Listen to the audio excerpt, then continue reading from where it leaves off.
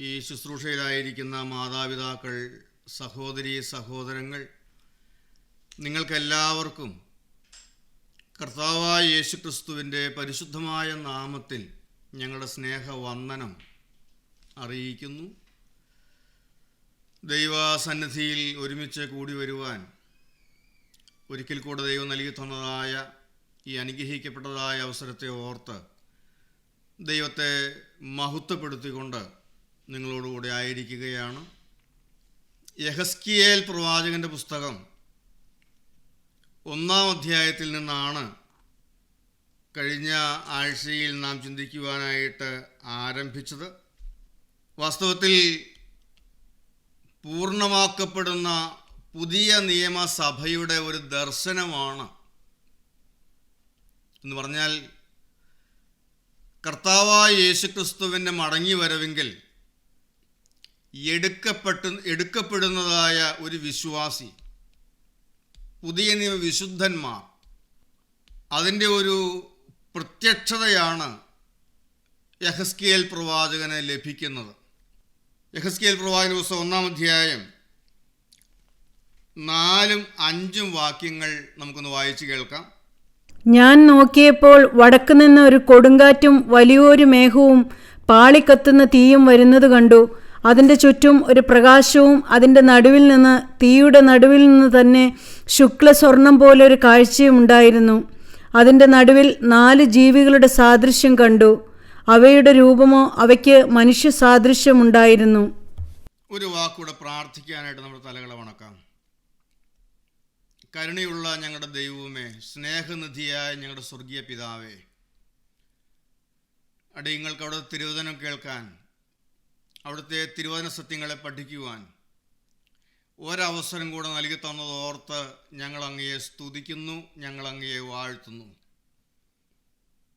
ഇന്ന് ഞങ്ങൾ വായിച്ചതായ തിരുവചന ഭാഗത്തു നിന്നും ഞങ്ങൾക്ക് ഓരോരുത്തർക്കും ആവശ്യമുള്ളതായ ആലോചനകൾ അവിടുന്ന് പകർന്നു നൽകി തരുമാറാകണമേ എന്ന് ഞങ്ങൾ നിന്നോട് പ്രാർത്ഥിക്കുന്നു. നിസ്സാരനായ അടിയനെ വചനം മൂലം ശുശ്രൂഷിപ്പാൻ ബലപ്പെടുത്തണമേ എന്ന് പ്രാർത്ഥിക്കുന്നു. ഞങ്ങളെല്ലാവരും അനുഗ്രഹിക്കപ്പെട്ടവരായി എഴുന്നേൽക്കുവാൻ ഇന്ന് സ്വർഗം ഞങ്ങളോട് മനസ്സലിയണമേ. എല്ലാവരെയും ഒന്ന് അനുഗ്രഹിക്കണം. യേശുവിൻ്റെ നാമത്തിൽ പ്രാർത്ഥിക്കുന്നു, കൃപയോടെ കേൾക്കണം പിതാവേ, ആമേൻ. നാം വായിച്ചതായ തിരുവചന ഭാഗത്ത് നാം കാണുന്നത് 5 അനുഭവങ്ങളുടെ നടുവിൽ കാണുന്ന 4 ജീവികളുടെ സാദൃശ്യമാണ്. 1-ാം അധ്യായത്തിൻ്റെ 28-ാം വാക്യം അവസാന ഭാഗം കൂടെ നമുക്കൊന്ന് വായിക്കാം. യഹോവയുടെ മഹത്വത്തിൻ്റെ പ്രത്യക്ഷത ഇങ്ങനെയായിരുന്നു കണ്ടത്. 1-ാം അധ്യായം മുഴുവനും വിവരിച്ചതിന് ശേഷം പറയുകയാണ്, യഹോവയുടെ മഹത്വത്തിൻ്റെ പ്രത്യക്ഷത ഇങ്ങനെയായിരുന്നു കണ്ടത്. വാസ്തവത്തിൽ പുതിയ നിയമസഭയുടെ ഒരു ദർശനം ലഭിക്കുകയാണ്. അവിടെ 4 ജീവികളുടെ ഒരു സാദൃശ്യമാണ് കാണുന്നത്. 5-ാം വാക്യത്തിൽ നിന്ന് വായിച്ചു. അവിടെ കാണുന്നതായ 5 അനുഭവങ്ങൾ, ആ 5 അനുഭവങ്ങളുടെ നടുവിൽ കാണുന്ന ജീവികളുടെ സാദൃശ്യം മണവാട്ടി സഭയാണ്. ക്രിസ്തുവിൻ്റെ മടങ്ങിവരവെങ്കിൽ ഒരുക്കപ്പെടുന്ന ദൈവസഭയാണ് നമ്മുടെ കാണുന്നത്. ഞാനും നിങ്ങളും കർത്താവിൻ്റെ വരവെങ്കിൽ എടുക്കപ്പെടുവാൻ തക്കവണ്ണം ഒരുക്കപ്പെട്ടവരായി തീരണം. അതിനുവേണ്ടിയാണ് ഈ ശുശ്രൂഷകളെല്ലാം. നാം ദൈവവചനം കേൾക്കുന്നതും പഠിക്കുന്നതും സുവിശേഷ വേല ചെയ്യുന്നതുമെല്ലാം ഒരൊറ്റ കാര്യത്തിന് വേണ്ടിയിട്ടാണ്. നമ്മുടെ കർത്താവ് മടങ്ങി വരുമ്പോൾ എടുക്കപ്പെടുന്ന വിശുദ്ധന്മാരുടെ നിരയിൽ നാം ആകണം. അനേകരെ ആ നിരയിലേക്ക് കൊണ്ടുവരണം. അതിനുവേണ്ടി മാത്രമാണ് സുവിശേഷ പ്രവർത്തനങ്ങളെല്ലാം. യഹോവയുടെ മഹത്വത്തിൻ്റെ പ്രത്യക്ഷത ഇങ്ങനെയായിരുന്നു ഞാൻ കണ്ടത്. 5 അനുഭവങ്ങളുടെ നടുവിൽ കാണുന്ന ദൈവമഹത്വത്തിൻ്റെ പ്രത്യക്ഷത. ഞാനും നിങ്ങളും കർത്താവിൻ്റെ വരവിങ്കൽ എടുക്കപ്പെടുന്ന വിശുദ്ധന്മാരുടെ നിരയിലാകണമെങ്കിൽ ഈ 5 അനുഭവങ്ങളുടെ നടുവിൽ നാം ജീവിക്കണം. എങ്ങനെയെങ്കിലുമൊക്കെ ഒരു കൂട്ടായ്മക്കാരനാണ് എന്ന് പറഞ്ഞ് നടന്നാൽ പോരാ. ഈ 5 അനുഭവങ്ങളുടെ നടുവിൽ നാം ജീവിക്കണം. നാം പ്രാർത്ഥിക്കണം, കർത്താവേ, ഞങ്ങൾ ഈ വചന ശുശ്രൂഷയിലായിരിക്കുമ്പോൾ ഞങ്ങളെല്ലാവരെയും അവിടുന്ന് ഈ അനുഭവങ്ങളുടെ നടുവിലാക്കണമേ. എന്തെല്ലാമാണ് ഈ അനുഭവങ്ങൾ? 5 കാര്യങ്ങളാണ്. 1, ഒരു കൊടുങ്കാറ്റ്. 2, വലിയ ഒരു മേഘം. 3, പാളിക്കത്തുന്ന തീയ്. 4, ചുറ്റിലും ഒരു പ്രകാശം. 5, സ്വർണ്ണ നിറം. ഏറെ വിശാലമായി നമുക്ക് ചിന്തിക്കുവാനും ധ്യാനിക്കുവാനും പഠിക്കുവാനുമുള്ള അനേക ആത്മീക സത്യങ്ങൾ മറഞ്ഞു കിടക്കുന്നതായൊരു വേദഭാഗമാണ്. നമുക്ക് ആത്മീയ സത്യങ്ങൾക്കുള്ളിലേക്ക് കടന്നു ചെന്ന് പരിശുദ്ധാത്മാവിൻ്റെ അനുഭവങ്ങൾ പ്രാപിക്കുവാൻ ഈ ശുശ്രൂഷ മുഖാന്തരമാക്കണം. കർത്താവേ, അവിടുത്തെ തിരുവചന സത്യങ്ങളുടെ ഉള്ളിലേക്ക് കടന്നു ചെന്ന് ആഴങ്ങളിലേക്ക് ഇറങ്ങിച്ചെന്ന് ആത്മാവിൻ്റെ അനുഭവങ്ങൾ പ്രാപിക്കുവാൻ ഞങ്ങളെ ഓരോരുത്തരെയും അവിടുന്ന് ഒരുക്കണമേ. 1, ഒരു കൊടുങ്കാറ്റ്. ആദ്യം കണ്ടത് ഒരു കൊടുങ്കാറ്റാണ്. ദൈവത്തിനെ പഠിക്കുമ്പോൾ നമുക്കറിയാം, പുതിയ നിയമസഭയുടെ ആരംഭം ഒരു കൊടുങ്കാറ്റോടു കൂടെയാണ്. ഒരു വലിയ കൊടുങ്കാറ്റോടു കൂടെയാണ് പുതിയ നിയമസഭയുടെ ആരംഭം. ഈ കൊടുങ്കാറ്റ് പരിശുദ്ധാത്മാവിനെയാണ് കാണിക്കുന്നത്. അപ്പോസ്തലപ്രവൃത്തികളുടെ പുസ്തകം 2-ാം അധ്യായം 2-3 വാക്യങ്ങൾ നമുക്കൊന്ന് വായിച്ച് കേൾക്കാം. പെട്ടെന്ന് കൊടിയ കാറ്റടിക്കുന്നത് പോലെ ആകാശത്ത് നിന്ന് ഒരു മുഴക്കമുണ്ടായി. അപ്പോസ്തലപ്രവൃത്തി 2-ാം അധ്യായം സഭയുടെ ഉത്ഭവമാണ്. പുതിയ നിയമ സഭയുടെ തുടക്കം അവിടെയാണ്.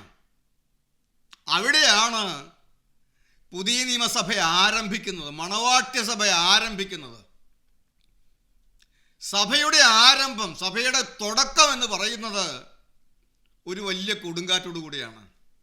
പെട്ടെന്ന് വലിയ കൊടുങ്കാറ്റടിക്കുന്നത് പോലെ ആകാശത്ത് നിന്ന് ഒരു മുഴക്കമുണ്ടായി. ഈ കൊടുങ്കാറ്റോടെയാണ്, ദൈവത്തിൻ്റെ പരിശുദ്ധാത്മാവാകുന്ന കൊടുങ്കാറ്റടിച്ചാണ് സഭ ഉണ്ടാകുന്നത്. സഭ രൂപപ്പെടുന്നത് ദൈവത്തിൻ്റെ പരിശുദ്ധാത്മാവാകുന്ന കൊടുങ്കാറ്റടിച്ചാണ്. ദൈവത്തിന് സ്തോത്രം. ഈ കാറ്റിൻ്റെ അനുഭവമില്ലാത്തവരാരും മണവാട്ടി സഭയിലില്ല. വളരെ വ്യക്തമാണ്. ഈ കൊടുങ്കാറ്റടിക്കാത്ത ഒരൊറ്റ വ്യക്തി പോലും മണവാട്ടി സഭയിലില്ല. ദൈവത്തിൻ്റെ പരിശുദ്ധാത്മാവിനാലാണ് നാം മുദ്രയിടപ്പെടുന്നത്. ഒരു വ്യക്തി സഭയുടെ അംഗമായി മാറുമ്പോൾ ആത്മാവിൻ്റെ മുദ്രയേറ്റാണ്. പരിശുദ്ധാത്മാവിനാലാണ് വീണ്ടും ജന്മം നടക്കുന്നത്. അപ്പോൾ ഈ കാറ്റടിക്കാത്ത, ഈ കാറ്റ് ഏൽക്കാത്ത ഒരാൾ പോലും പുതിയ നിയമസഭയിലില്ല. ദൈവത്തിന് സ്തോത്രം. ഈ കാറ്റിൻ്റെ അനുഭവം മാത്രമല്ല, ഈ കാറ്റ് എവിടെ നിന്നാണ് വരുന്നത്? വടക്ക് നിന്നാണ് വരുന്നത്. നമ്മളിങ്ങനെ വായിച്ചത്, ഞാൻ നോക്കിയപ്പോൾ വടക്ക് നിന്ന് ഒരു കൊടുങ്കാറ്റും. അപ്പോൾ ഈ കാറ്റ് വടക്ക് നിന്ന് വീശുന്ന കാറ്റാണ്, വടക്ക് നിന്ന് ഊതുന്നതായ കാറ്റ്. എന്താണ് ഈ വടക്കിൻ്റെ പ്രത്യേകത എന്താണ്? 48-ാം സങ്കീർത്തനം 2-ാം വാക്യം നമുക്കൊന്ന് വായിക്കാം. 48-ാം സങ്കീർത്തനം 2-ാം വാക്യം. മഹാരാജാവിൻ്റെ നഗരമായി ഉത്തരഗിരിയായ സിയോൻ പർവ്വതം.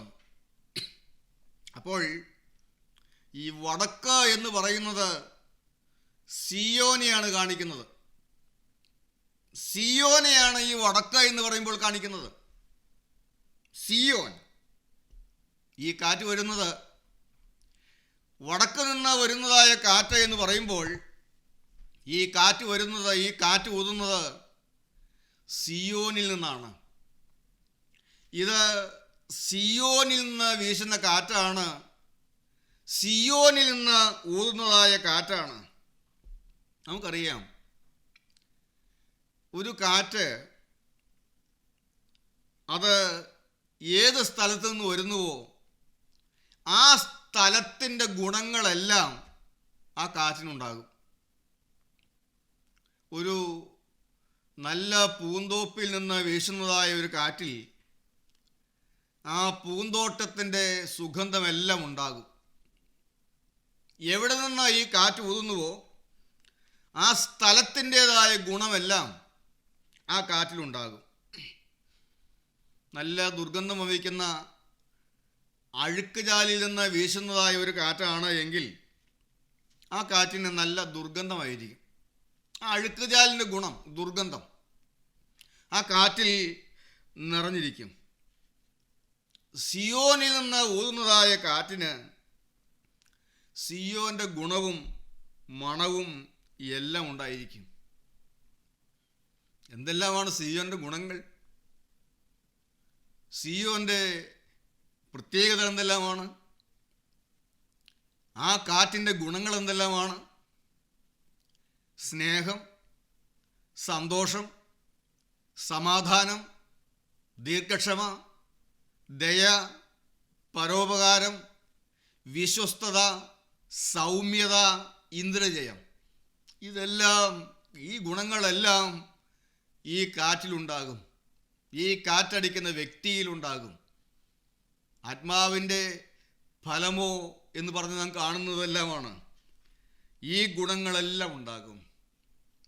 വടക്ക് നിന്നൊരു കാറ്റ് നമുക്ക് കിട്ടിയാൽ, സിയോനിൽ നിന്ന് ഊതുന്നതായ കാറ്റ് നമ്മുടെ മേൽ ഊതിയാൽ, കർത്താവേ, നമുക്കറിയാം, നമ്മൾ പെർഫ്യൂംസ് ഉപയോഗിക്കാറുണ്ട്.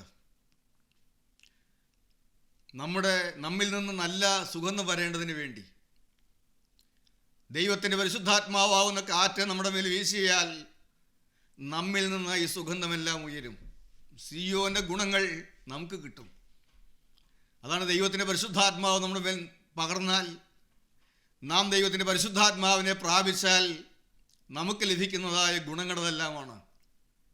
കർത്താവേ, ഞങ്ങളുടെ മേൽ നീ കാറ്റ് വീശണം. ഇതെല്ലാം നിറഞ്ഞ് സ്നേഹവും സന്തോഷവും സമാധാനവും ദീർഘക്ഷമയും ദയയും പരോപകാരവും ഇങ്ങനെയുള്ളതായ ഈ ഗുണങ്ങളെല്ലാം നിറയപ്പെട്ട ഒരു ജീവിതമായി ഒരു വിശ്വാസി മാറണം.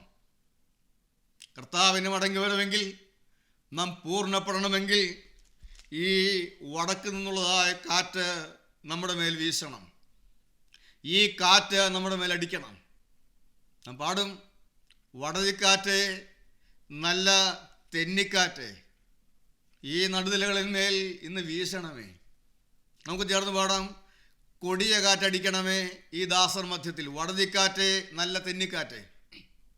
വടതിക്കാറ്റേ, നല്ല തെന്നിക്കാറ്റേ, പ്രിയൻ തോട്ടത്തിൽ നിൽക്കുന്ന നടുതലകളിന്മേൽ. വടതിക്കാറ്റേ, നല്ല തെന്നിക്കാറ്റേ, പ്രിയൻ തോട്ടത്തിൽ നിൽക്കുന്ന നടുതലകളിന്മേൽ.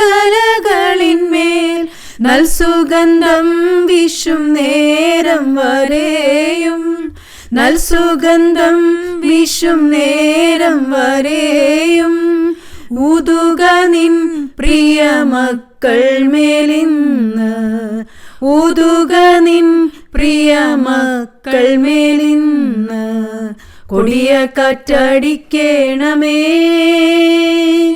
ആത്മാ മന്ദമാരുതനെ ദാസർ മധ്യത്തിൽ. കൊടിയ കാറ്റടിക്കണമേ. എന്താണ് നാം പാടുന്നത്? ഈ വടതിക്കാറ്റിന്, ഈ വടക്കൻ കാറ്റ് എൻ്റെ മേൽ ഊതണമേ എന്ന്.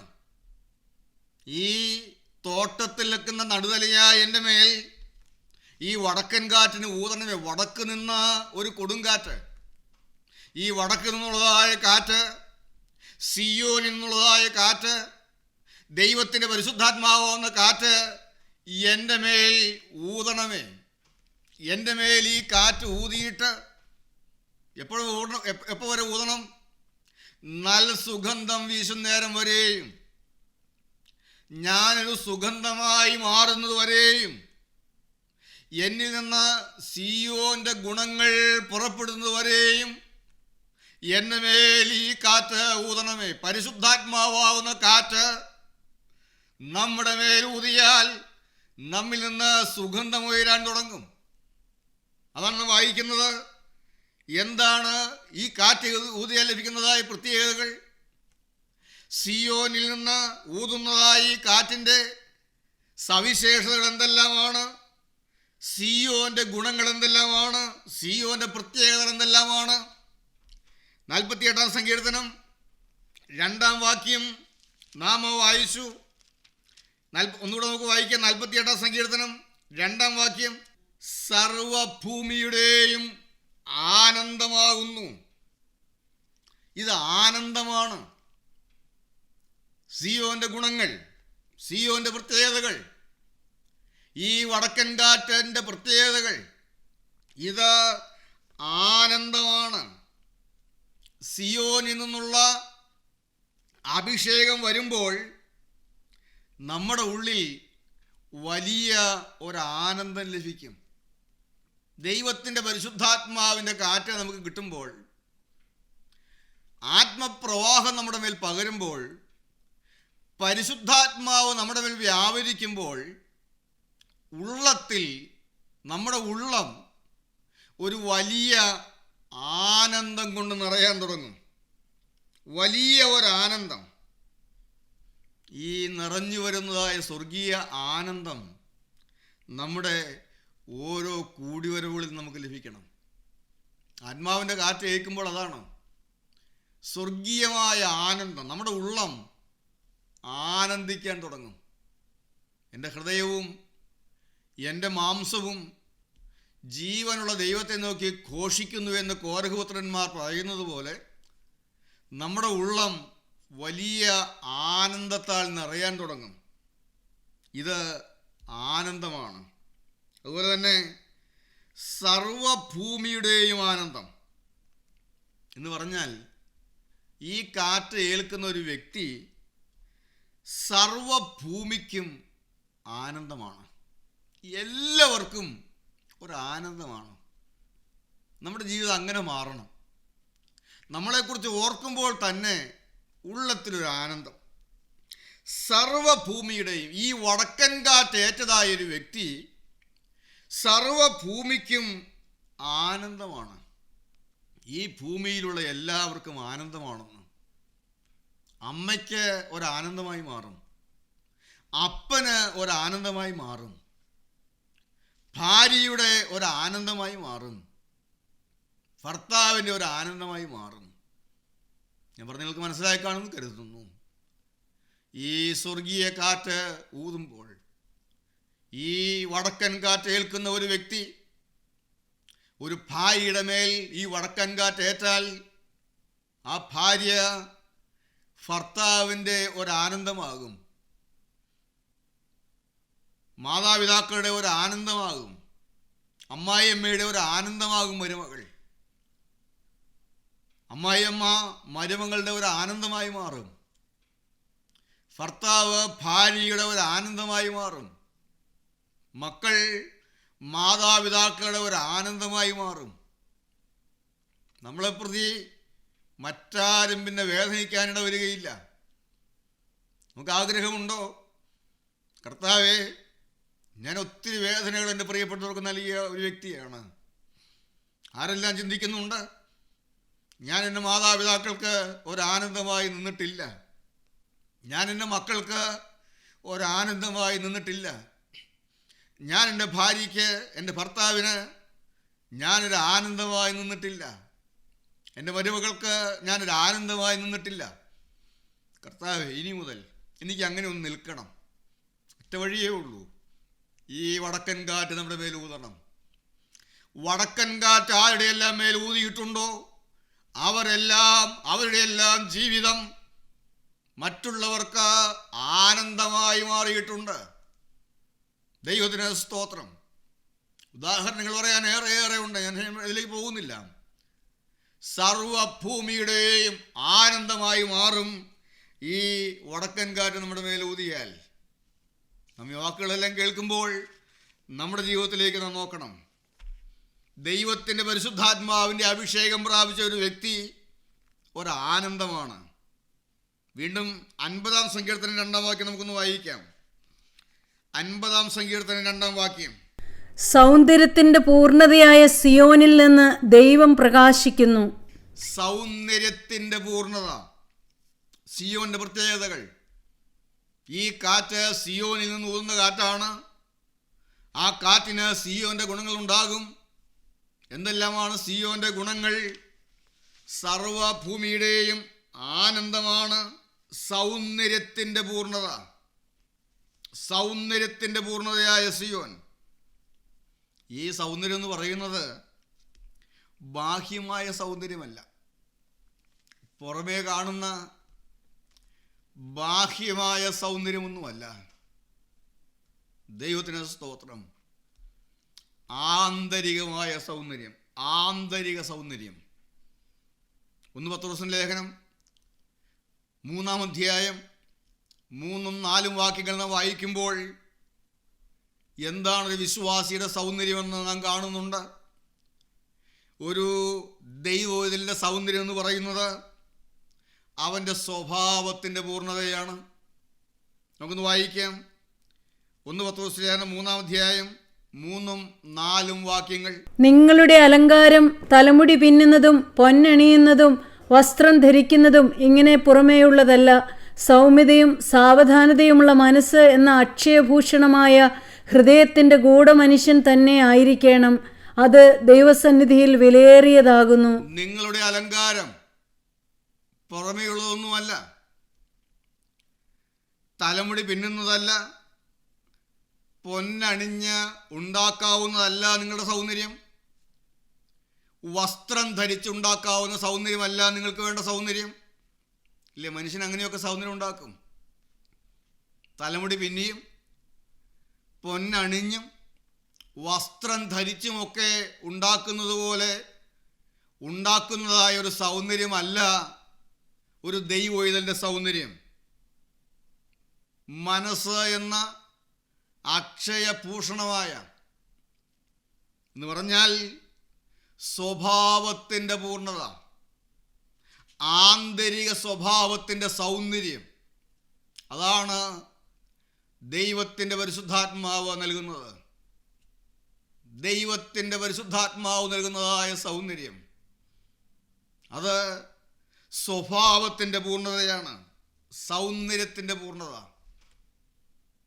ആ പൂർണ്ണത എത്തിക്കുവാൻ ദൈവത്തിൻ്റെ പരിശുദ്ധാത്മാവിന് കഴിയും, ഈ വടക്കൻ കാറ്റിന് കഴിയും. വെളിപ്പാട് പുസ്തകം 14-ാം അധ്യായം 1-ാം വാക്യം നമുക്കൊന്ന് വായിക്കാം. വെളിപ്പാട് പുസ്തകം 14-ാം അധ്യായം അതിൻ്റെ 1-ാം വാക്യം. പിന്നെ ഞാൻ സിയോൻ മലയിൽ കുഞ്ഞാടും അവനോടുകൂടെ നെറ്റിയിൽ അവൻ്റെ നാമവും പിതാവിൻ്റെ നാമവും എഴുതിയിരിക്കുന്ന 144,000 പേരും നിൽക്കുന്നത് കണ്ടു. സിയോൻ മലയിൽ കുഞ്ഞാട്, സിയോൻ മലയിൽ കുഞ്ഞാട് നിൽക്കുന്നു എന്ന് പറയുമ്പോൾ കുഞ്ഞാട് സൗമ്യതയെയും താഴ്മയെയുമാണ് കാണിക്കുന്നത്. സൗമ്യതയുടെയും താഴ്മയുടെയും പ്രതീകമാണ് കുഞ്ഞാട് എന്ന് പറഞ്ഞാൽ ഈ അഭിഷേകം, വടക്കൻ കാറ്റേറ്റ ദൈവത്തിൻ്റെ പരിശുദ്ധാത്മാവിൻ്റെ ഈ അഭിഷേകം പ്രാപിച്ച ഒരുവനിൽ ഒരിക്കലും ഉന്നതഭാവം ഉണ്ടാവുകയില്ല, നെഗളമുണ്ടാവുകയില്ല. നമ്മുടെ ജീവിതത്തിൽ നിന്ന് നിഗളത്തെ ഇല്ലാതെയാക്കി താഴ്മയെ കൊണ്ടുവരുന്ന അഭിഷേകമാണ് സിയോനിൽ നിന്ന് വരുന്നതായ അഭിഷേകം കോപത്തെ ശമിപ്പിച്ച് ശാന്തതയെ കൊണ്ടുവരുന്ന ഒരു അഭിഷേകമാണ് സിയോനിൽ നിന്നുള്ള അഭിഷേകം. ഈ കോപത്തെ കൊണ്ടുവരുന്നത് അധമപാതാളത്തിൽ നിന്ന് വരുന്നതായ കാറ്റാണ്. അധമപാതാളത്തിൽ നിന്ന് വരുന്നതായ കാറ്റാണ് കോപത്തെ കൊണ്ടുവരുന്ന കാറ്റ് എന്ന് പറഞ്ഞാൽ. പാതാളത്തിലുള്ള ദൂതന്മാരുടെ ആത്മാവ്, വീണുപോയ ദൂതന്മാരുടെ ആത്മാവ്. ഇന്ന് വടക്കൻ കാറ്റ് വീശുന്നുണ്ട്. സിയോനിൽ നിന്നുള്ളതായ കാറ്റ് വീശുന്നതോടൊപ്പം തന്നെ അധമപാതാളത്തിൽ നിന്നുള്ളതായ കാറ്റും വീശുന്നുണ്ട്. ആത്മീയ കൂടിവരവുകളുടെ കാര്യം പറയുന്നത്. ആത്മീയ കൂടിവരവുകളിൽ സിയോനിൽ നിന്ന് കാറ്റ് വീശുന്നതോടൊപ്പം തന്നെ അധമപാതാളത്തിൽ നിന്ന്, നമ്മൾ ഈ ബൈബിൾ ക്ലാസിൻ്റെ ആരംഭത്തിൽ ചിന്തിക്കുകയുണ്ടായി, അഗാധകൂപം, വീണുപോയ ദൂതന്മാരെ ചങ്ങലിക്കിട്ടിരിക്കുകയാണ്. അഗാധകൂപം, അധമപാതാളം. ഈ അധമപാതാളത്തിൽ നിന്ന് വീശുന്നതായ കാറ്റ് അത് നിഗളം കൊണ്ടുവരുന്നതാണ്, ഉന്നതഭാവം കൊണ്ടുവരുന്നതാണ്, അഹങ്കാരം കൊണ്ടുവരുന്നതാണ്. എന്നാൽ സ്വർഗീയ സിയോനിൽ നിന്നുള്ള വടക്കുന്നുള്ളതായ കാറ്റ് നിഗളത്തെ ഇല്ലാതെയാക്കി താഴ്മയെ കൊണ്ടുവരുന്ന കാറ്റാണ്. കുഞ്ഞാട് നിൽക്കുന്നത് കാണുന്നു. ഈ ഉയരത്തിൽ നിന്ന് ഇറങ്ങി വരുന്ന ആത്മാവും അഗാധ കൂപത്തിൽ നിന്ന് വരുന്ന ആത്മാവുമുണ്ട്. ഈ സിനിമയിലൂടെയും ലോകത്തിൻ്റെ താളമേളങ്ങളിലൂടെയൊക്കെയും അവിടെയൊക്കെ വീശുന്ന കാറ്റ് എന്ന് പറയുന്നത് ഈ അഗാധത്തിൽ നിന്ന്, അധമപാതാളത്തിൽ നിന്ന് വരുന്ന കാറ്റാണ്. ലോകത്തിൻ്റെ മേളങ്ങളിൽ, ചീത്ത കൂട്ടുകെട്ടുകളിലെല്ലാം വീശുന്നതായ കാറ്റ്, അശുദ്ധിയുടെയും അഴുക്കിൻ്റെയും കാറ്റ്, ഇതെല്ലാം അധമപാതാളത്തിൽ നിന്ന് വീശുന്നതായ കാറ്റാണ്. ഈ സുഗന്ധം വരണമെങ്കിൽ, താഴ്മ വരണമെങ്കിൽ ഏതെങ്കിലും കാറ്റ് വീശിയാൽ പോരാ. നാം ഓർക്കണം, നമ്മുടെ കൂടിയിറവുകളിൽ ഏതെങ്കിലുമൊക്കെ കാറ്റങ്ങ് വീശിയാൽ പോരാ. സിയോനിൽ നിന്നുള്ളതായ കാറ്റ് വീശണം. നാം ഉണർത്തപ്പെടണം.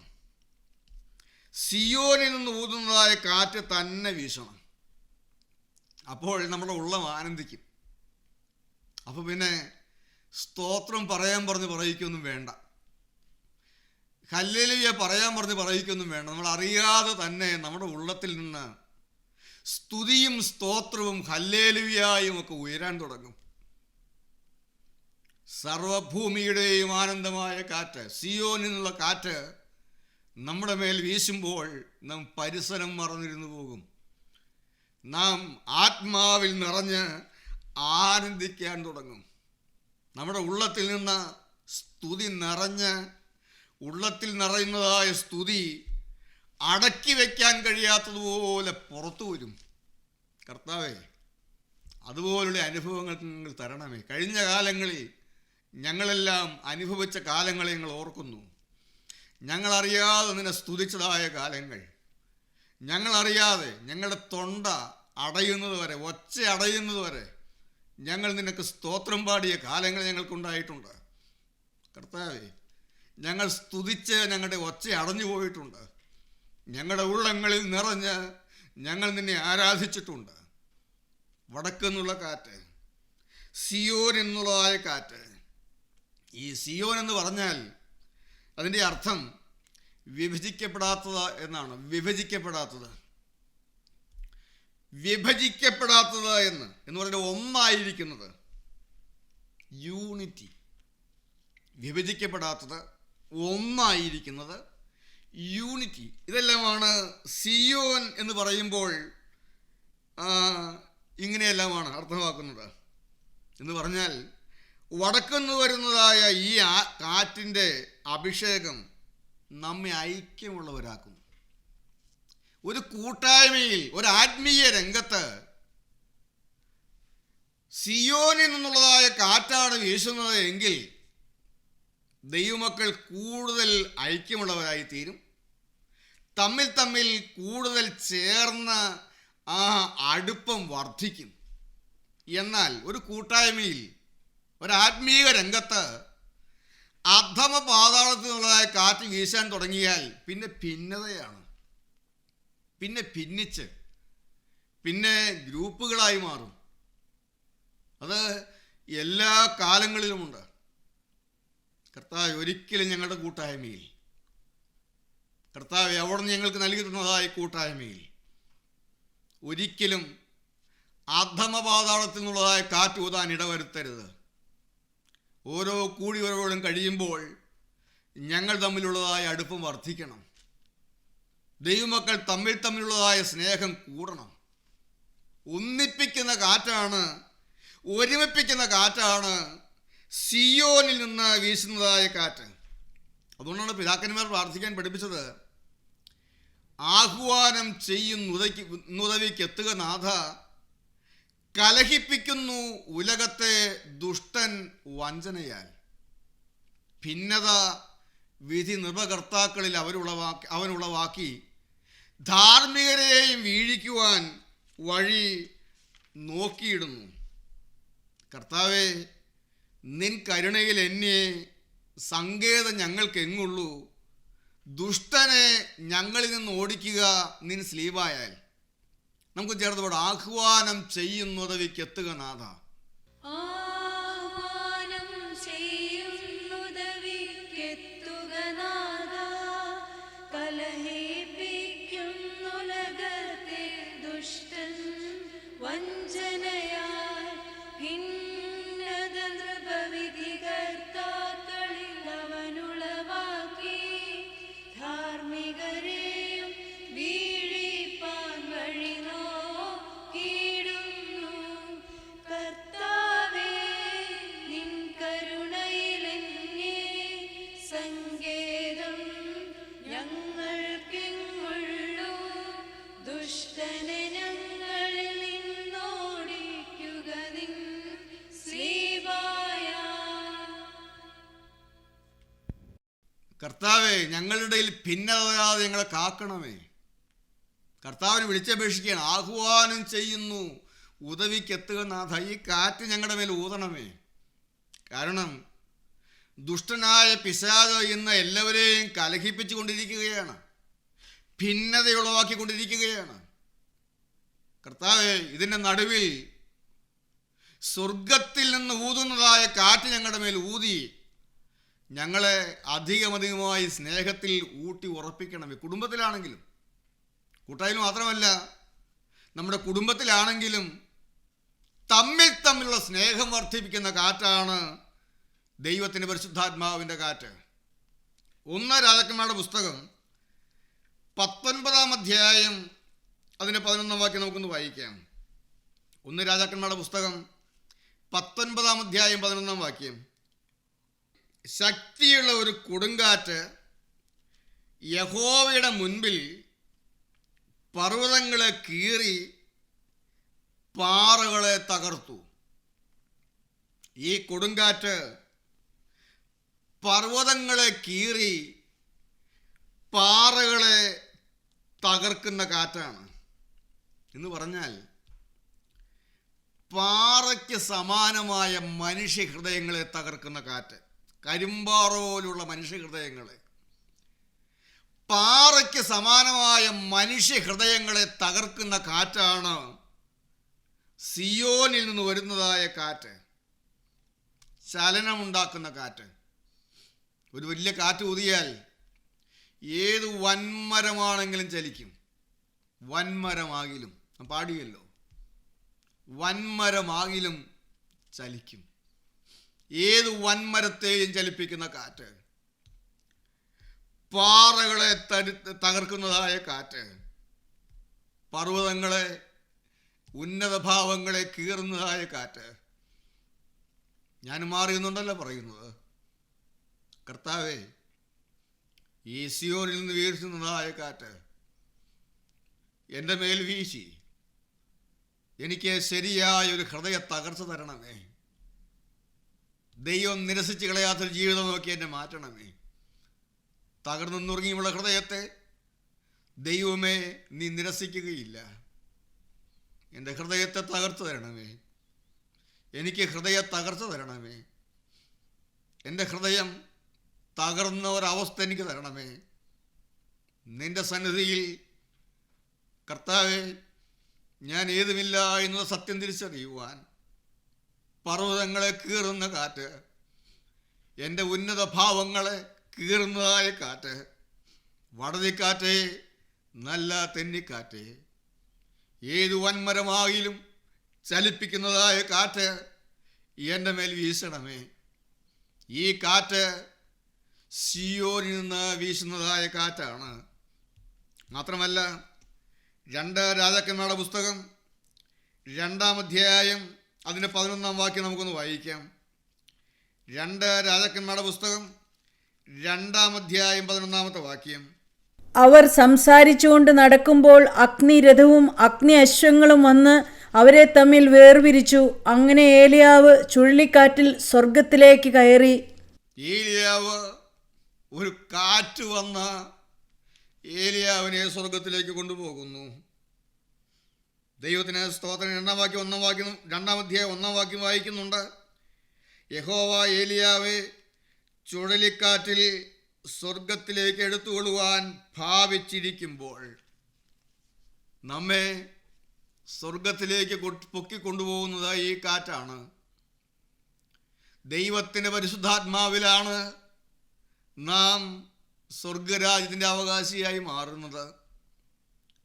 ഞാനും നിങ്ങളും സ്വർഗരാജ്യത്തിൻ്റെ അവകാശികളായി മാറണമെങ്കിൽ, സ്വർഗത്തിലേക്ക് നമ്മെ പൊക്കിക്കൊണ്ടുപോകുന്ന ഒരു അനുഭവം നമുക്ക് ലഭിക്കണമെങ്കിൽ, നാം ഈ കാറ്റേൽക്കുന്ന ഒരനുഭവം നമുക്കുണ്ടാകണം.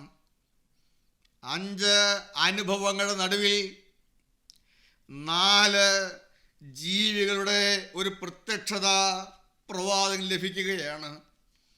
ദൈവത്തിന് സ്തോത്രം.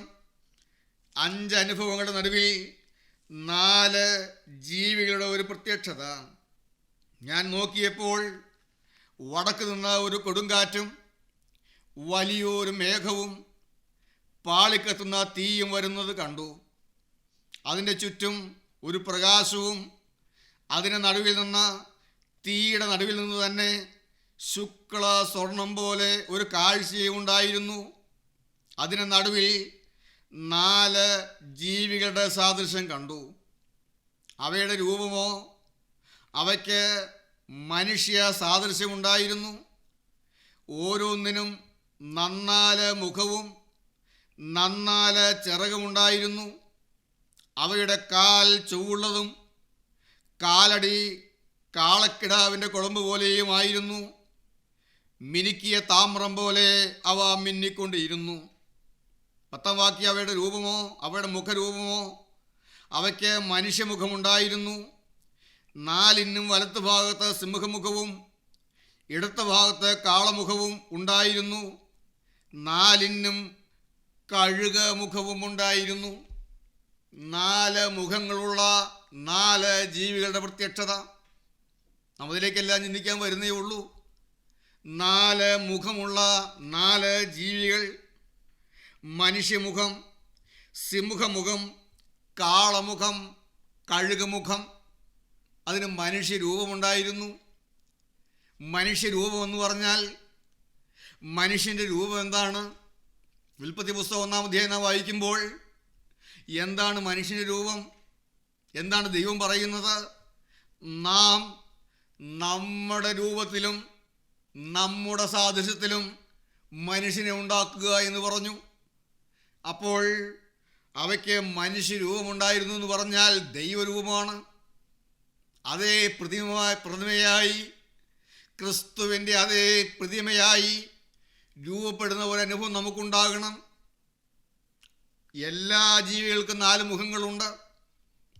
ഒരു ചിത്രകാരൻ്റെ ഭാവനയിൽ വരച്ചിരിക്കുന്ന ചിത്രകാരൻ്റെ ഭാവനയിൽ ഈ 4 ജീവികളുടെ കാര്യങ്ങൾ വരച്ചിരിക്കുന്നത്.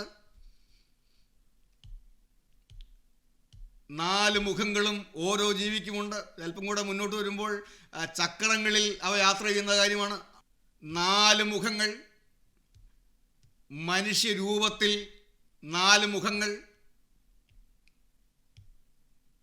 മനുഷ്യരൂപം 4 മുഖം, സിംഹമുഖം, മനുഷ്യമുഖം, കാളമുഖം, കഴുകുമുഖം, 4 വശങ്ങളിലേക്ക് 4 മുഖങ്ങൾ. ഇതെല്ലാം വലിയ അർത്ഥമാണ് ഇത് പറയാൻ കാരണം. ഈ കാറ്റ് ഊതുമ്പോൾ നമ്മളിങ്ങനെ രൂപപ്പെടുത്തുമെന്ന്. ഈ വടക്കൻ കാറ്റ് നമ്മുടെ മേൽ വരുമ്പോൾ, മറ്റേ ചിത്രം കൂടെ, കഴുകുമുഖം, മനുഷ്യമുഖം, കാളമുഖം, സിംഹമുഖം, കഴുകുമുഖം, കഴുകൻ്റെ മുഖം, 4 മുഖങ്ങളുള്ള 4 ജീവികൾ. ഓരോ ജീവികൾക്കും 4 മുഖമുണ്ട്. 4 ജീവികൾ, 4 മുഖം. ദൈവത്തിന് സ്തോത്രം. ഇതെല്ലാം വലിയ അർത്ഥമുള്ളതായ കാര്യങ്ങളാണ്. നമുക്ക് മുന്നോട്ട് പോകുമ്പോൾ ആ കാര്യങ്ങളിലേക്ക് നമുക്ക് കടന്നു വരാം. കർത്താവേ, ഞങ്ങളുടെ സ്വഭാവം, മുഖമെന്ന് പറയുന്നത് സ്വഭാവത്തെയാണ് കാണിക്കുന്നത്. മുഖം സ്വഭാവത്തെ കാണിക്കുന്നതാണ്. കർത്താവെ, ഞങ്ങളുടെ സ്വഭാവം നീ ആഗ്രഹിക്കുന്നത് പോലെ ഈ രൂപങ്ങളെല്ലാം ഞങ്ങളുടെ സ്വഭാവത്തിലുണ്ടാകുവാൻ നീ ഞങ്ങളോട് കരുണ കാണിക്കണം. ഈ സ്വഭാവത്തിൻ്റെ ഗുണങ്ങളെല്ലാം ഞങ്ങളിൽ ഉണ്ടാകണം. മനുഷ്യമുഖം, സിംഹമുഖം, കഴുകമുഖം, അതിൻ്റെ രൂപമോ മനുഷ്യരൂപമായിരുന്നു. മനുഷ്യരൂപം അത് ദൈവരൂപമാണ്. ദൈവം നമ്മെ നോക്കുമ്പോൾ ക്രിസ്തുവിൻ്റെ അതേ രൂപം. ദൈവത്തിന് സ്തോത്രം. അതേ പ്രതിമയായി നാം രൂപാന്തരപ്പെടണം. അങ്ങനെയാണ് അപ്പോസ്തലൻ പറയുന്നത്. നാം അവൻ്റെ അതേ പ്രതിമയായി രൂപാന്തരപ്പെടണം. അങ്ങനെ നമ്മെ രൂപപ്പെടുത്തുവാൻ തക്കവണ്ണം ഈ സിയോനിൽ നിന്ന് വീശുന്നതായ കാറ്റിന് കഴിയും. ദൈവത്തിൻ്റെ പരിശുദ്ധാത്മാവാകുന്ന കാറ്റ് നമ്മുടെ മേൽ ഊതി നാം ഓരോരുത്തരും അവൻ്റെ മടങ്ങി വരവെങ്കിൽ എടുക്കപ്പെടുവാൻ തക്കവണ്ണം പൂർണ്ണമാക്കപ്പെടുന്ന ഒരു അനുഭവത്തിലേക്ക് നാം കടന്നു വരും. 5 അനുഭവങ്ങളുടെ നടുവിൽ കാണുന്ന ആ 4 ജീവികൾ. ഒന്നാമത്തെ അനുഭവം ഒരു കൊടുങ്കാറ്റാണ്. ആ കൊടുങ്കാറ്റ് അത് വടക്ക് നിന്ന് വീശുന്ന കാറ്റാണ്. അത് ദൈവത്തിൻ്റെ പരിശുദ്ധാത്മാവാകുന്ന കാറ്റാണ്. നമ്മെ രൂപപ്പെടുത്തുന്നത് ദൈവത്തിൻ്റെ പരിശുദ്ധാത്മാവാണ്. വ്യവസ്ഥ കൂടാതെ ആത്മാവിൻ്റെ കരങ്ങളിലേക്ക് ഏൽപ്പിച്ചു കൊടുത്താൽ ആത്മാവ് നമ്മെ രൂപപ്പെടുത്തും. എലയാസാർ റബേക്കയെ ഒരുക്കിയതുപോലെ കർത്താവേ, എനിക്ക് ഈ പുരുഷനോടുകൂടെ പോകുവാൻ സമ്മതമാണ്. ആത്മാവിൻ്റെ വഴിക്ക് പോകുവാൻ എനിക്ക് സമ്മതമാണ്. ദൈവാത്മാവ് നടത്തുന്ന വഴിയിലാകാൻ എനിക്ക് സമ്മതമാണ്. അങ്ങേൽപ്പിച്ചു കൊടുക്കുമെങ്കിൽ എലയാസാർ നമ്മെ ഒരുക്കിക്കൊള്ളും. ദൈവത്തിന് പരിശുദ്ധാത്മാവ് നമ്മെ ഒരുക്കിക്കൊള്ളും. നമ്മെ പൂർണ്ണപ്പെട്ടവരാക്കി മാറ്റുന്നതിന് വേണ്ടിയാണ് ഞാനും നിങ്ങളും ക്രിസ്തുവിൻ്റെ മണവാട്ടിയായി ഒരുങ്ങാൻ, നമ്മെ ഒരുക്കാനാണ് ദൈവത്തിൻ്റെ പരിശുദ്ധാത്മാവ് ഈ ഭൂമിയിലേക്ക് വന്നിരിക്കുന്നത്. ആത്മാവിനാലാണ് ആരംഭം. പുതിയ നിയമസഭയുടെ ആരംഭം ഒരു കാറ്റോടുകൂടിയാണ്. വടക്ക് നിന്ന് ഒരു കാറ്റ്. രണ്ടാമത്തെ കാര്യം, വലിയ ഒരു മേഘം. വലിയ ഒരു മേഘം. ദൈവത്തിന് സ്തോത്രം. ഈ മേഘം വന്ന് നമ്മെ മൂടണം. ദൈവത്തിന് മഹത്വം. ഈ മേഘം വന്ന് നമ്മെ പൊതിയണം. ഒരു വാക്യം നോക്കുന്നു, വായിക്കാം. പുറപ്പാട് പുസ്തകം 40-ാം അധ്യായം അതിന് 36-ാമത്തെ വാക്യം. ഒരു വലിയ മേഘം. പുറപ്പാട് പുസ്തകം 40-ാം അധ്യായം അതിന് 36-ാമത്തെ വാക്യം. അപ്പോൾ മേഘം സമാഗമന കൂടാരത്തെ മൂടി, യഹോവയുടെ തേജസ് തിരുനിവാസത്തിന്മേൽ അധിവസിക്കുകയും യഹോവയുടെ തേജസ് തിരുനിവാസത്തെ നിറയ്ക്കുകയും ചെയ്തു. ദൈവത്തിന് സ്തോത്രം. അതിൻ്റെ 33-ാമത്തെ വാക്യം കൂടെ. ഇങ്ങനെ മോശ പ്രവൃത്തിയെ സമാപിപ്പിച്ചു. അപ്പോൾ മേഘം സമാഗമന കൂടാരത്തെ മൂടി. അതിൻ്റെ 16-ാം വാക്യം. മോശ അങ്ങനെ ചെയ്തു. യഹോവ തന്നോട് കൽപ്പിച്ചതുപോലെ ഒക്കെയും അവൻ ചെയ്തു. അപ്പോൾ മേഘം സമാഗമന കൂടാരത്തെ മൂടി, യഹോവയുടെ തേജസ് തിരുനിവാസത്തെ നിറച്ചു. മേഘം സമാഗമന കൂടാരത്തിന്മേൽ അധിവസിക്കുകയും യഹോവയുടെ തേജസ് തിരുനിവാസത്തെ നിറയ്ക്കുകയും ചെയ്തതുകൊണ്ട് മോശയ്ക്ക് അകത്ത് കിടക്കാൻ കഴിഞ്ഞില്ല. മേഘം. ദൈവത്തിന് സ്തോത്രം. വലിയ ഒരു മേഘം. ഇവിടെ നാം പുറപ്പാട് പുസ്തകത്തിൽ വായിച്ചത് സമാഗമന കൂടാരമെന്ന ദൈവാലയം. ആ സമാഗമന കൂടാരമെന്ന ദൈവാലയത്തിൻ്റെ കൂദാശകർമ്മമാണ് പുറപ്പാട് പുസ്തകം 40 അധ്യായം നാം വായിക്കുന്നത്. സമാഗമന കൂടാരമെന്ന ദൈവാലയത്തിൻ്റെ കൂദാശകർമ്മം. ദൈവത്തിൻ്റെ വചനം പഠിക്കുമ്പോൾ ദൈവീകമായ 3 ആലയങ്ങളുണ്ട് തിരുവചനത്തിൽ. ദൈവീകമായ 3 ആലയങ്ങൾ. അതിൽ ഒന്നാമത്തെ ആലയം സമാഗമന കൂടാരമാണ്. രണ്ടാമത്തെ ആലയം യെരുശലേം ദൈവാലയമാണ്. മൂന്നാമത്തെ ആലയം സഭയാണ്. എന്ന് പറഞ്ഞാൽ വിശ്വാസികളായ നാം ഓരോരുത്തരുമാണ് മൂന്നാമത്തെ ആലയം. അപ്പോൾ 3 ആലയങ്ങൾ: സമാഗമന കൂടാരം, യെരുശലേം ദൈവാലയം, സഭ അല്ലെങ്കിൽ വിശ്വാസികളായ നാം ഓരോരുത്തരും ദൈവത്തിൻ്റെ ആലയം. ക്രിസ്തു മൂലക്കല്ലും അപ്പോസ്തലന്മാരും മറ്റ് കല്ലുകളുമായി പണിയപ്പെട്ട ആലയം. നിങ്ങൾ ദൈവത്തിൻ്റെ മന്ദിരമെന്നും ദൈവത്തിൻ്റെ ആത്മാവ് നിങ്ങളിൽ വസിക്കുന്നുവെന്നും നിങ്ങൾ അറിയുന്നില്ലയോ? നാം ജീവനുള്ള ദൈവത്തിൻ്റെ ആലയമല്ലോ. ഇതെല്ലാം നാം കൊരിന്ത്യർ ലേഖനത്തിലും റോമാലേഖനത്തിലും കാണുന്ന കാര്യങ്ങളാണ്. നാം ദൈവത്തിൻ്റെ ആലയമാണ്. അതുപോലെ ഈ ദൈവത്തിന് മറ്റൊരു പ്രത്യേകത കൂടെ ഉണ്ട്. ദൈവത്തിന് ഒരു സമയത്ത് ഒരാലയം മാത്രമേ ഉണ്ടാവുകയുള്ളൂ. ഭൂമിയിൽ ദൈവത്തിൻ്റെ ആലയം ഒരു സമയത്ത് ഒരാലയമേ ഉള്ളൂ. ഒന്നാമത്തെ ആലയം സമാഗമന കൂടാരമാണ്.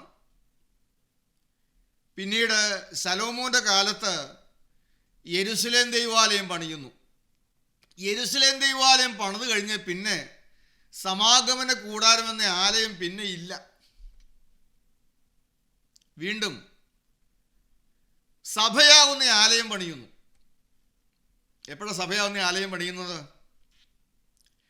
കർത്താവ് എന്നേക്കുമായി ദൈവാലയം വിട്ടിറങ്ങി. ദൈവത്തിൻ്റെ ആലയം കള്ളന്മാരുടെ ഗുഹയായി മാറിയപ്പോൾ യേശു ദൈവാലയം വിട്ട് ഇറങ്ങി എന്ന് നാം സുവിശേഷങ്ങളിൽ വായിക്കുന്നുണ്ട്. യേശു ദൈവാലയം വിട്ട് ഇറങ്ങി. പിന്നീട് അധികകാലം ആ ദൈവാലയം നിന്നില്ല. കല്ലിന്മേൽ കല്ല് ശേഷിക്കാതെ യെരുശലേം ദൈവാലയം തകർക്കപ്പെട്ടു. അപ്പോൾ ഇവിടെ വേറൊരു ആലയം പണിതു. അതേതാണ്? സഭയാകുന്ന ആലയം. ഇതുവരെ യെരുശലേം ദൈവാലയം പണിയാൻ കഴിഞ്ഞിട്ടില്ല. ഇന്ന് ഭൂമിയിലുള്ള ദൈവത്തിൻ്റെ ആലയം എന്ന് പറയുന്നത് സഭയാവുന്ന ആലയമാണ്. ഇനി യെരുശലേം ദൈവാലയം പണിയും ഭൂമിയിൽ.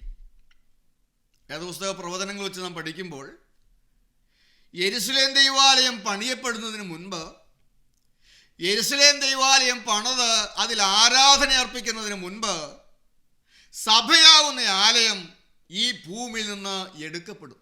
എന്ന് പറഞ്ഞാൽ കർത്താവായ യേശുക്രിസ്തു മടങ്ങി വന്ന് തൻ്റെ തിരുസഭയെ, മണവാട്ടി സഭയെ ചേർത്തുകൊള്ളും. ഇവിടെ നാം വായിച്ചത് ഈ സമാഗമന കൂടാരമെന്ന ആലയത്തിൻ്റെ കൂദാശകർമ്മം. മേഘം വന്ന് സമാഗമന കൂടാരത്തെ മൂടുന്ന രംഗം. മേഘം, ദൈവ തേജസ്. വാസ്തവത്തിൽ അപ്പോസ്തല പ്രവൃത്തി 2 അധ്യായത്തിലും ഇത് ദൈവത്തിൻ്റെ തേജസ് തന്നെ വന്നാണ് ആലയത്തെ മൂടുന്നത്. ഈ സമാഗമന കൂടാരം നിഴലാണ്, സഭയുടെ നിഴലാണ്, വിശ്വാസികളായ നമ്മുടെ ഓരോരുത്തരും നിഴലാണ്, നമുക്ക് നിഴലാണ്. നമുക്കറിയാം, സമാഗമന കൂടാരത്തിന് 3 ഭാഗങ്ങളാണുള്ളത്: പ്രാകാരം, വിശുദ്ധ സ്ഥലം, അതിവിശുദ്ധ സ്ഥലം. 3 ഭാഗങ്ങൾ. നമുക്കോ ദേഹം, ദേഹി, ആത്മാവ്. ഈ സമാഗമന കൂടാരമെന്ന ആലയം കെട്ടിയുണ്ടാക്കി അതിൽ എന്തൊക്കെ ചെയ്യണമെന്ന് മോശ പറഞ്ഞു. എന്തൊക്കെയാണ് ചെയ്യേണ്ടത്? മേഘം വന്ന് ആലയത്തെ മൂടേണ്ടതിന് ദൈവത്തിൻ്റെ തേജസ് ഇറങ്ങി ആലയം നിറയേണ്ടതിന് ആലയത്തിൽ എന്തൊക്കെ ചെയ്യണമെന്ന് ദൈവം മോശയോട് പറഞ്ഞു കൊടുത്തു. ദൈവം പറഞ്ഞതുപോലെ എല്ലാം മോശ ചെയ്തു. ദൈവം പറഞ്ഞതുപോലെ എല്ലാം ചെയ്ത് മോശ തൻ്റെ പ്രവൃത്തി സമാപിപ്പിച്ചപ്പോൾ മേഘം വന്ന ആലയത്തെ മൂടി. അതെല്ലാം പറഞ്ഞത്. അതിൻ്റെ 40-ാം അധ്യായം 1 മുതലുള്ള ചില വാക്യങ്ങൾ നമുക്കൊന്ന് വായിക്കാം. അനന്തരം യഹോവ മോശയോട് അരുളി ചെയ്തത് എന്തെന്നാൽ, 1-ാം മാസം 1-ാം തീയതി നീ സമാഗമന കൂടാരമെന്ന തിരുനിവാസം നിവർക്കേണം. സാക്ഷ്യപെട്ടകം അതിൽ വെച്ച് തിരശീല കൊണ്ട് പെട്ടകം മറയ്ക്കണം. മേശ കൊണ്ടുവന്ന് അതിൻ്റെ സാധനങ്ങൾ ക്രമത്തിൽ വെക്കണം. നിലവിളക്ക് കൊണ്ടുവന്ന് അതിൻ്റെ ദീപം കൊളുത്തേണം. ധൂപത്തിനുള്ള പൊൻപീഠം സാക്ഷ്യപെട്ടകത്തിന് മുൻപിൽ വെച്ച് തിരുനിവാസവാതിലിൻ്റെ മറശീല തൂക്കേണം. സമാഗമന കൂടാരമെന്ന തിരുനിവാസത്തിൻ്റെ വാതിലിനു മുമ്പിൽ ഹോമയാഗപീഠം വയ്ക്കണം. സമാഗമന കൂടാരത്തിനും യാഗപീഠത്തിനും നടുവിൽ തൊട്ടിവെച്ച് അതിൽ വെള്ളമൊഴിക്കണം. ചുറ്റും പ്രാകാരം നിവർത്ത് പ്രാകാരവാതിലിൻ്റെ മറശീല തൂക്കേണം. അഭിഷേക തൈലം എടുത്ത് തിരുനിവാസവും അതിലുള്ള സകലവും അഭിഷേകം ചെയ്ത് അതും അതിൻ്റെ ഉപകരണങ്ങളൊക്കെയും ശുദ്ധീകരിക്കണം. ഒത്തിരി കാര്യങ്ങൾ പറയുന്നുണ്ട്, ഏറേറെ കാര്യങ്ങൾ പറയുന്നുണ്ട്. മേഘം വന്ന് ആലയത്തെ മൂടണമെങ്കിൽ ആലയത്തിൽ ചില കാര്യങ്ങളൊക്കെ ചെയ്യേണ്ടതുണ്ട്. അത് മോശയുടെ ഇഷ്ടപ്രകാരമല്ല ചെയ്തത്. യഹോവ കൽപ്പിച്ചതുപോലെ ഒക്കെയും മോശ ചെയ്ത് തൻ്റെ പ്രവൃത്തി സമാപിപ്പിച്ചു. അപ്പോൾ മേഘം വന്ന് ആലയത്തെ മൂടി. യഹോവയുടെ തേജസ് കൊണ്ട് ആലയം നിറഞ്ഞു.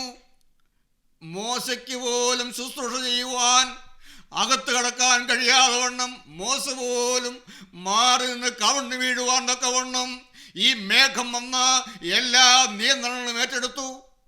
ഈ ദൈവത്തിൻ്റെ തേജസ് നിറഞ്ഞ എല്ലാ നിയന്ത്രണങ്ങളും ഏറ്റെടുത്തു.